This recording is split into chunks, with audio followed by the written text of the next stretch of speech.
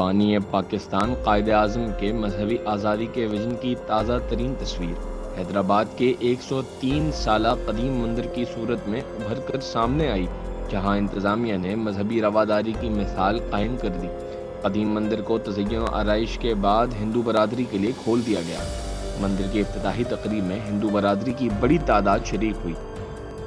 پاکستان کے بے حد شکر گزار ہیں کہ اس قدر ہمیں یہاں پہ سپورٹ کیا جاتا ہے اور ہمارے ہر طرح سے سپورٹ کی جاتی ہے۔ وہ مذہبی حوالے سے ہمیں ہر طرح کی آزادی ہے۔ یہ تمام سٹھی ایکڑی قسم کی انکریجمنٹ ہے مائنارٹی والن لا۔